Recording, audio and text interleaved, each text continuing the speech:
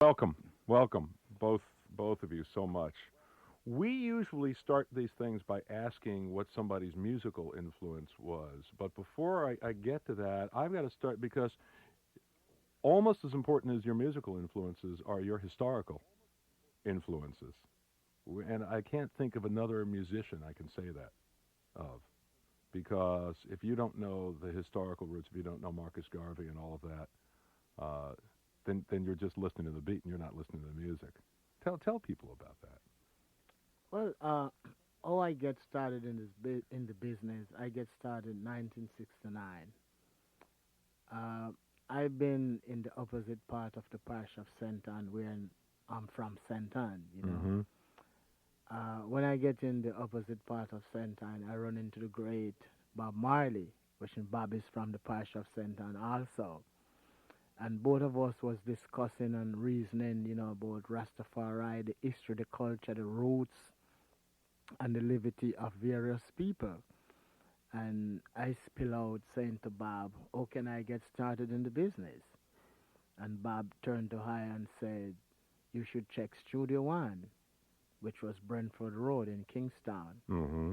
And he gave me all the proper information, the location, the address, etc., etc. And I've been there. And I've been there in the same year, 1969. My first song was Door Peep.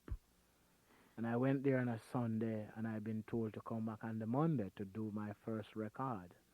And the Monday I've been there, and I do my first record, Door Peep. And since that time until this time, the spear been burning. Now, when you had that conversation with Bob Marley, had he heard you at all? Had he heard you, or were you just walking around St. No, Anne's talking? he didn't hear nothing. I didn't even sing a line for Bob. I didn't sing nothing, So period. he didn't know who he was sending to Studio Oh One. no, he didn't.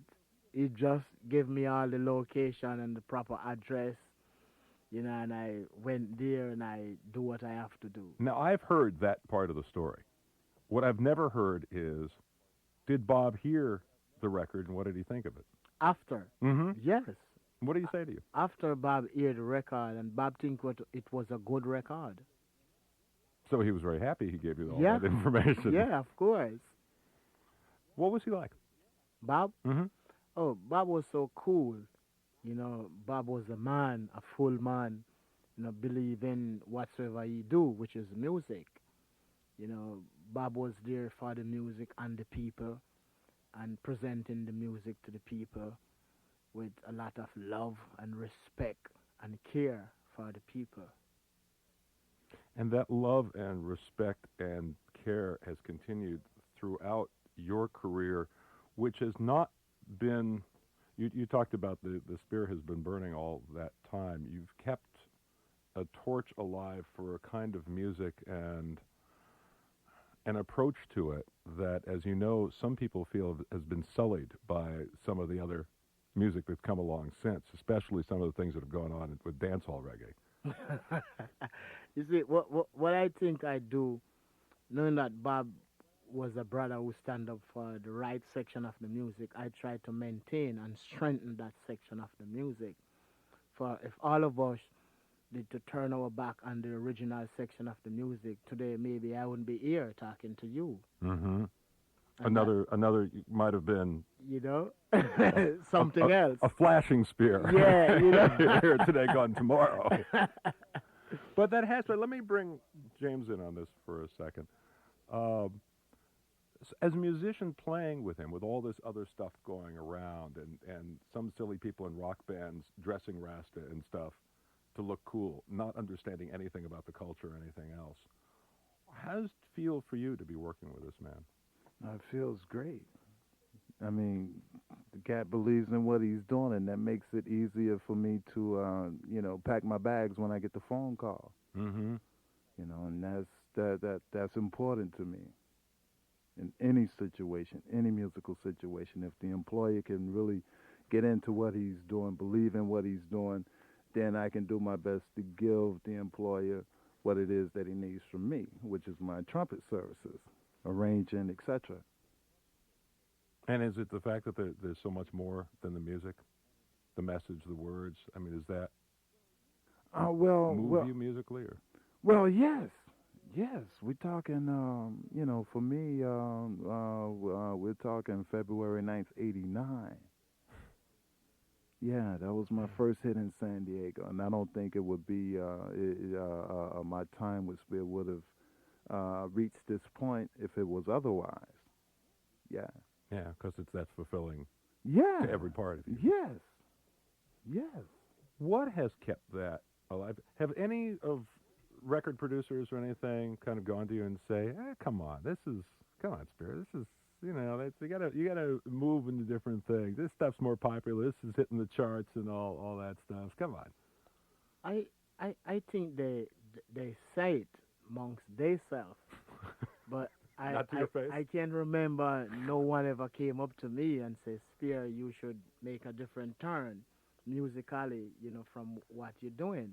Because it's got to be a tough business for a man who is talking about love and spiritual values to be in. Because without bringing up anybody in particular, it is not a business that is conducted about love and spiritual values, as you know, because you got ripped off, as so many musicians have been ripped Of off. course, musician been ripped off even before I get started in the business.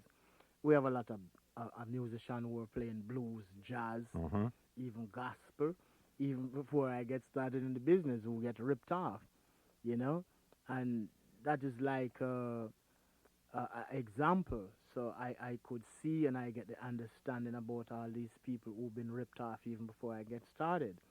And I get started and I try to maintain the course when I get started in. I try to build on that course where I get started in. I try to keep it clean as possible.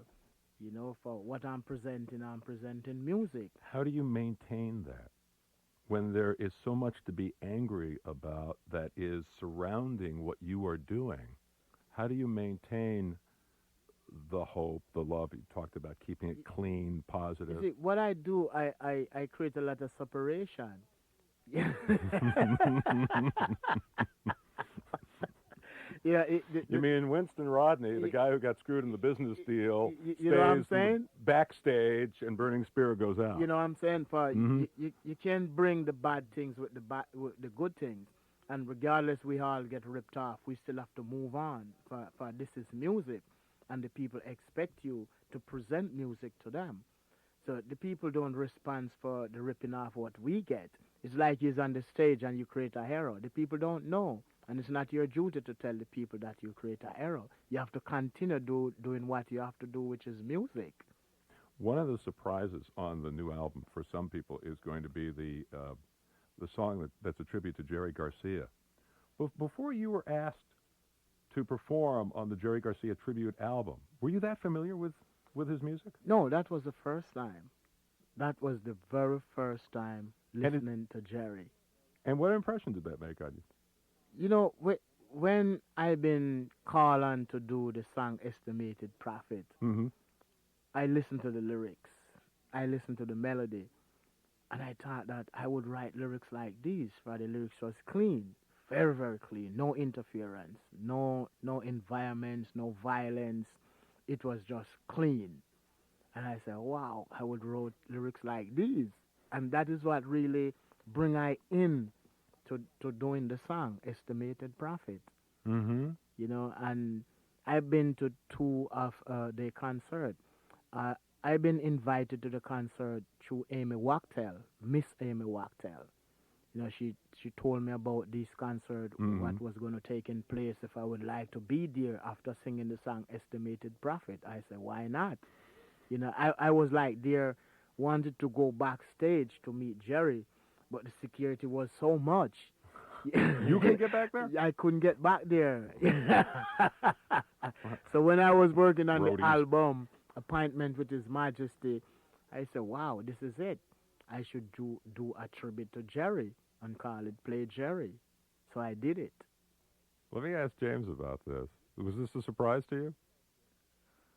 Um, yeah, yeah, because most of the Spear repertoire is original, Hmm. and to be involved with this compilation, It was nice. I enjoyed it, and it was a surprise. Mm-hmm. I, I may be because my listening to you has only been 5 years since my producer Greg Cockrell introduced me to music. Are you singing a little differently on this album? Uh, Different in terms of arrangement. Of course, we do some different kind of arrangement. Mm-hmm. Uh, Lyrically, yes, different kind of lyrics, came about. You know, Melody also is different. Mm-hmm. But There's in a your singing, you bending the words a little more? Or? uh, I think I'm getting here and there and everywhere more and before. Okay. It's those technical terms that tend to throw us. Yeah.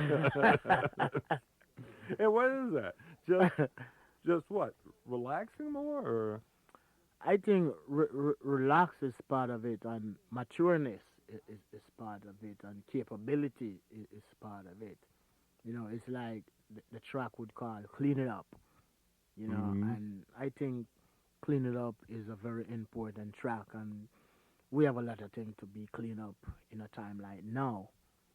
For we have a lot of young people going astray, have no proper guide, no proper counseling, no proper know-how. They just go out there, they do things, they say things without having the understanding about what they do or what they're saying.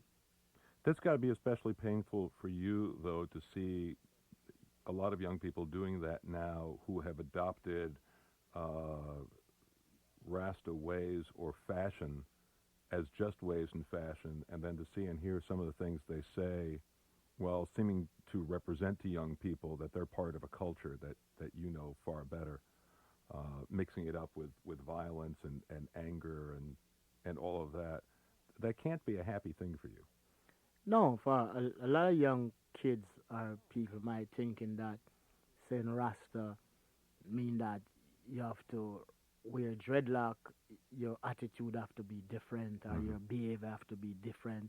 You got to be outrageous or violence or stuff like that. Which Rasta don't stand up for those kind of things.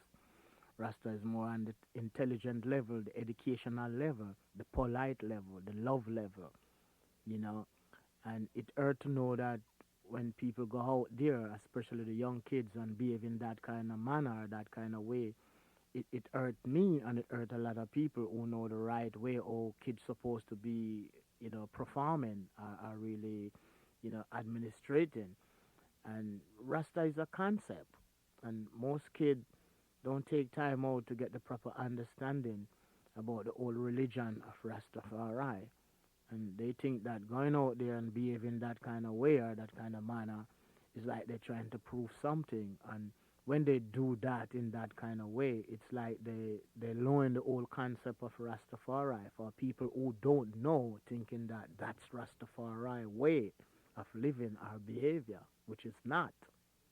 So, do you think when you're singing about all of this, and so many of your lyrics are about all of this, you think that with the music that this is all sinking in kind of a gentle way as they kind of like mouth the words as they're dancing or whatever, or just listening to you? You see, what I'm doing, I'm doing what I have to do to uplift the mind and the thought of the people, and especially the young kids, so they would have the proper understanding about the whole history and the culture and the religion of Rastafari. For today, it's like we're going back into the track called Glory Be to Jah. Mm-hmm. And glory be to Jah, when I say glory be to Jah, it's one creator, which is true. It's not like we have two, three, or four creator. It's one creator.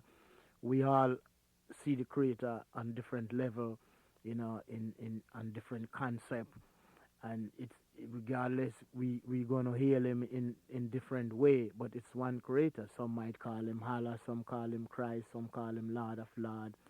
I myself and I say Rastafari. But regardless who we is or what kind of religion we into, we have to face the facts. It's one creator. James, this has got to be great. I mean, being having, I imagine, part of your personal soul and your musical soul being able to be connected through his songs. It's got to be a nice way to earn a living. Um, February 9th, '89. Until this time right now, and I'm waiting for the next call. And you'll always answer it. Yeah, yeah. That's got to be. That's also has to be nice for you musically to know what you have to what you have to rely on and that you can. Your musical influence. Well, my musical influence is very, my first step of influence is when I first accept the religion of Rastafari. Then my other step of influence is like listening to the people who were there before me, like Bob Eptone's Toots and the Maytals, Justin Hines and the Dominoes, and other musicians who were there before me. Mm-hmm. It's been an amazing career. I mean, of all the people who were names when you were starting out, you've held the torch all these years. The new album continues to do it. It's an amazing story. Thank you for Thank you being with too. us. Thank you for all the music from the past and the future. Okay. And James, thank you for being a part of it and adding, I mean, those riffs and things that are so unique to these recordings. It's a pleasure. Thank you. Now Thank we're you. working on a new album by the name of Colleen Rastafari. And I'm going back in the studio pretty early. Could be sometime this year or early next year. And for next year, I think also we might release a new live album, possible, Great. or a dub album, possible. The fourth was the fourth dub. Yeah, this will be the fourth dub, Mm-hmm. volume 4. Mm-hmm. We look forward. I thank you for being with us. Okay, Take care. peace. Peace.